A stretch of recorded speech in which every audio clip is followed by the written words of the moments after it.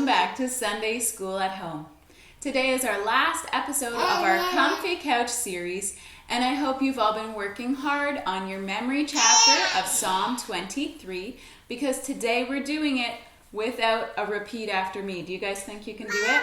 Yes. Yeah, should we do it all together really slowly? Yes. Okay, we are going to try to do it together very slowly so you guys can say it along with us. And I'm going to open up my Bible to Psalm 23 just in case we make a mistake. Let's all say it together. Psalm 23. The Lord is my shepherd. I have what I need. He lets me lie down in green pastures. He leads me beside quiet waters. He renews my life. He leads me along the right paths for His name's sake. Even when I go through the darkest valley, I fear no danger, for You are with me. Your rod and staff, they comfort me. We're going to pause for one moment. Would you like to snuggle me, Harvey? This is so nice. I think Harvey wants to be doing the verse with us. We're going to continue from verse number 5. You prepare a table before me in the presence of my enemies. You anoint my head with oil. My cup overflows.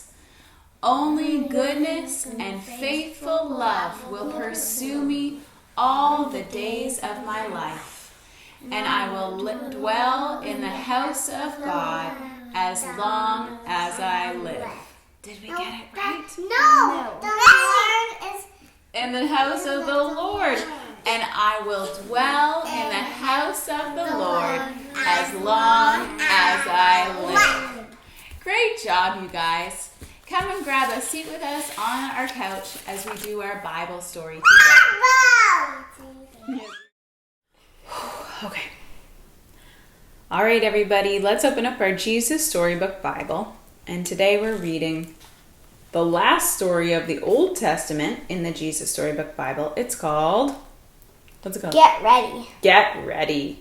From the books of Nehemiah, Malachi, and Ezra. That's me. That's you. It You wrote isn't this book? actually me. You didn't write this?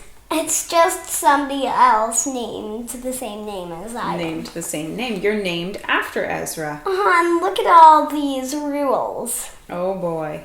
Looks like hundreds of rules. Hundreds of rules. Oh, it's funny. Look, it doesn't actually say rules. It says rules. More rules. Even more rules. Yet more rules. Bonus rules. More and more rules. Rules about the rules. Bonus supplementary rules. More supplementary rules. Rules and rules. Additional rules. Oh my goodness. And yet some more extra bonus ancillary supplementary rules. So this is just a big scroll of rules. What is going to happen? Do you think maybe all these people have to start following the rules to get ready for whatever's going to happen? No. No? Let's find out.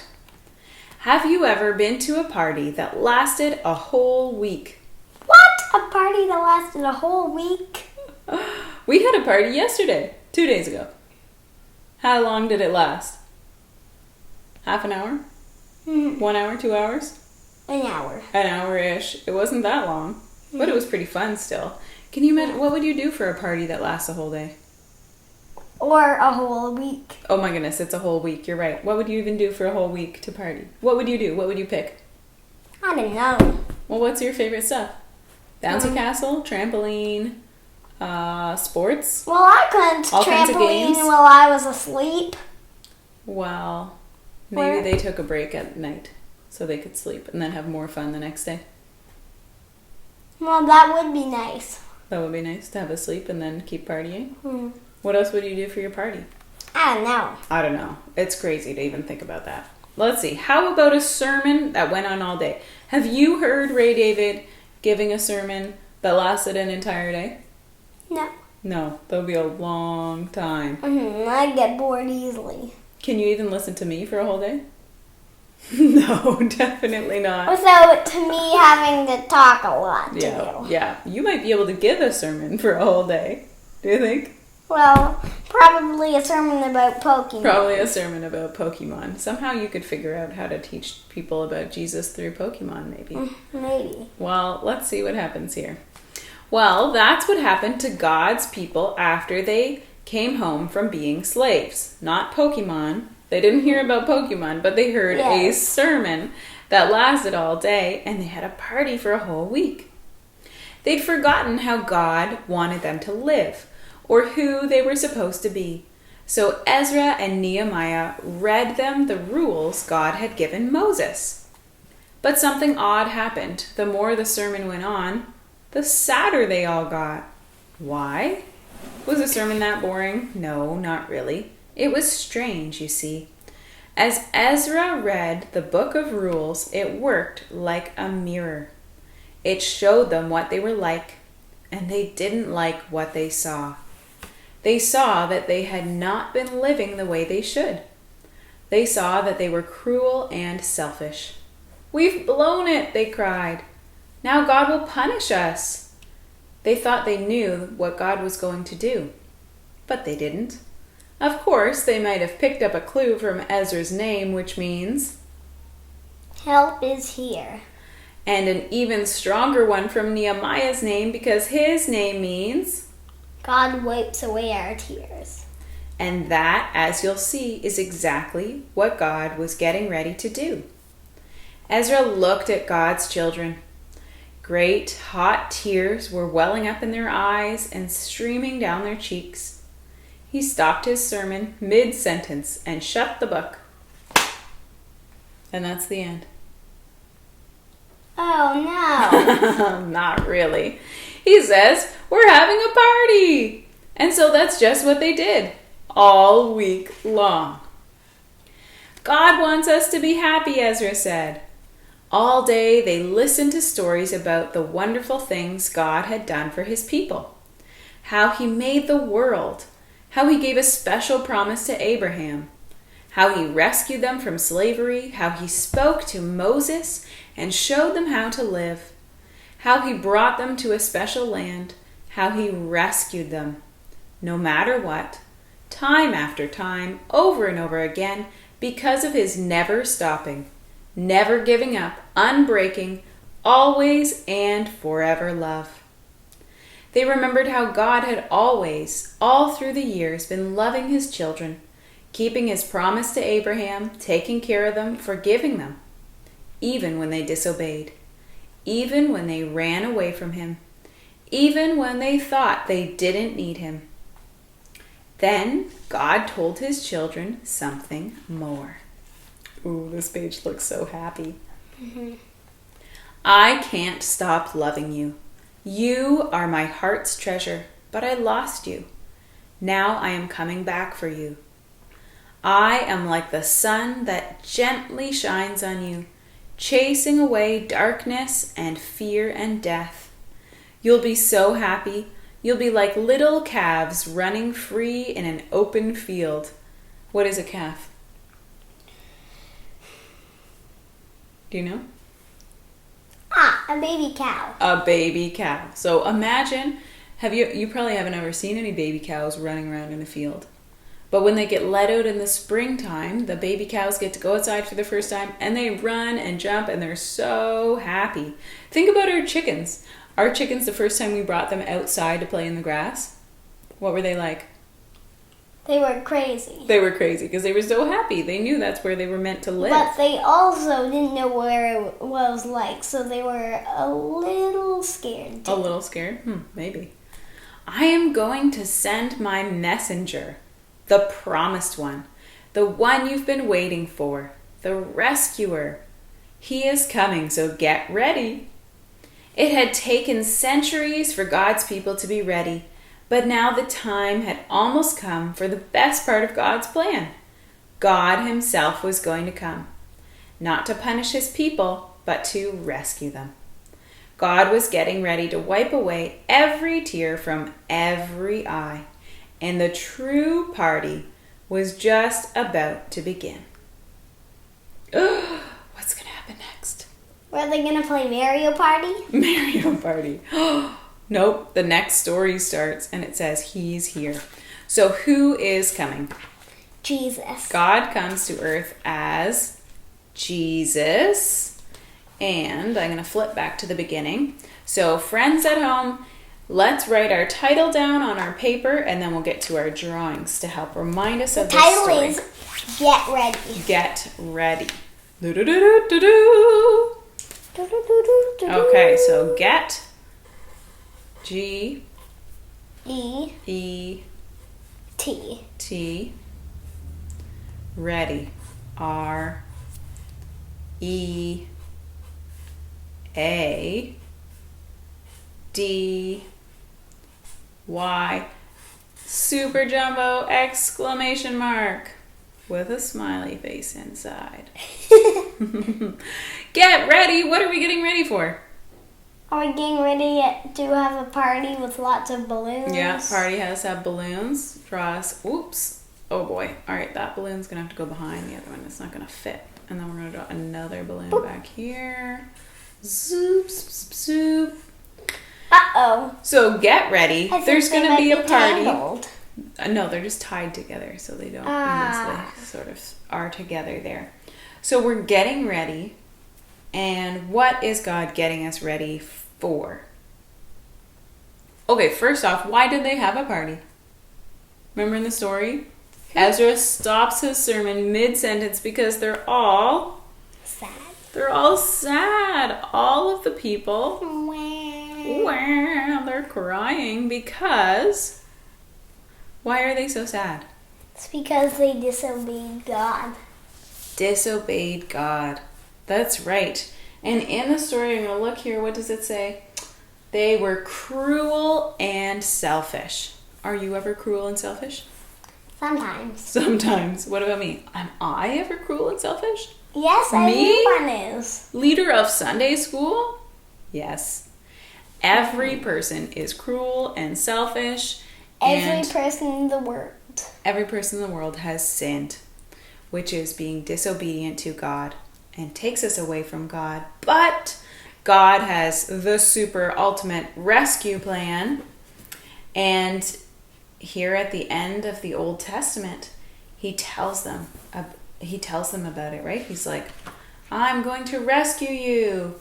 And what is he going to do? Send Jesus. We're going to do our cross like we always do to remind us about Jesus who comes. And at the end it says that Jesus is, the true party was just about to begin.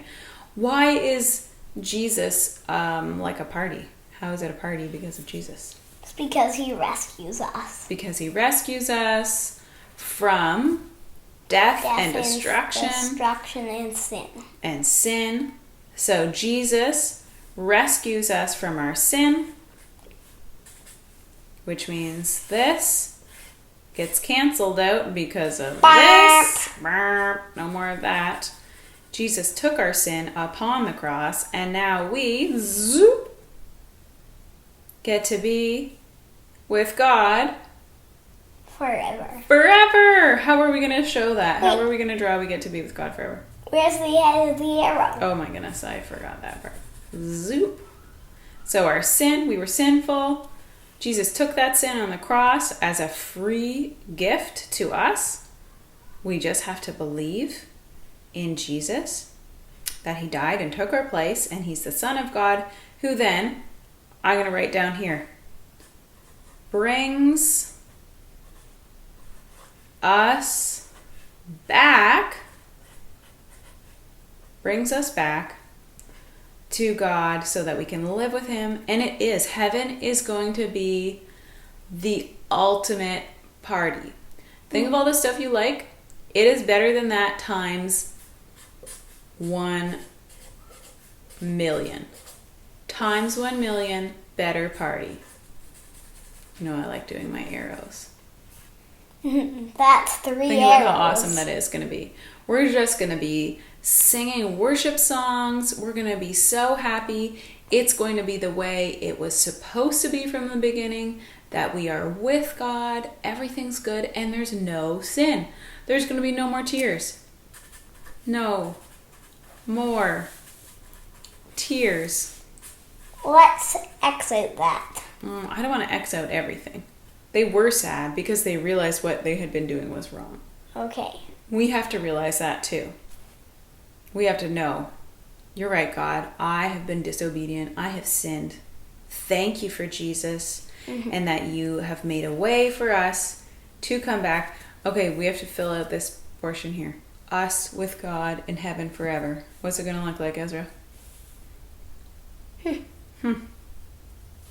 can do it. I'm going to do it. Okay, here we go. I'm hanging out with God in heaven.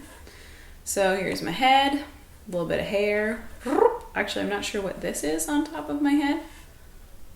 I got a new hairdo. Curly on top, straighter down below.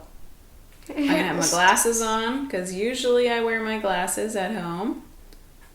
Can't really see those parts. And I'm oh boy, that's not a very good smile. There we go. Smiling. I'm so happy because how am I supposed to draw a picture of God? I'm going to hang it with God like this. It's just going to say God. Because I don't know what God's going to be looking like. Uh-oh, this is not the best G. There we go. G. And I'm going to connect. Connect like this. Sort of bubble letters a little bit. G-O. D. Here I am, hanging out with God in heaven. I guess I should probably have a body. What am I going to look like here? Dress on. There, I'm hugging God. My arm's stretching all the way around the back, and there's my fingers hugging him. That's funny. I've got some little shoes on, and we're in heaven, so I'm going to draw a cloud, even though, heaven's not really... Well, maybe there'll be some clouds in heaven, just because that's kind of how people tend to think of heaven. There, so Miss Emily plus God in heaven, having a party. Best ever party. I hear Harvey. I hear Harvey too. We better go get her. And then we can teach her about God's rescue plan. So here we go. You guys at home, you can draw a picture of yourself. You can draw a picture of what you think God looks like, or something that makes you think of God. And one day we're going to have the ultimate party. And it's not balloons and games and prizes and presents that makes it so special. It's God. It's all about God, and this is his plan from the beginning, and it's so good. It's better than anything we can even imagine. I can imagine some pretty good stuff. What are your favorite things? Like, if you were going to think of your favorite stuff that would make the best party, if it was your birthday. Playing Mario Party Double. Playing Mario Kart Double Dash. So, video games, pretty fun. So, games. What else would you be eating? Something good? Like birthday cake. Birthday cake? What else? Playing games with my family. Playing games with your family. And family, that's one of the best parts. God he's going to be surrounded by all these people, and we all are a part of his family. Isn't that so awesome? Even though not the way that we're related here on earth. That's right. In heaven, we're all related because of Jesus. Pretty great, huh? Thanks for joining us today for our story and our craft. Remember to keep practicing your Psalm 23, even as we finish out the summer. If we practice it at least once a week, then we will keep it memorized. And remember that our scripture memory is so important because it reminds us of truths from the Bible. I hope you guys will all join us again next week. Bye!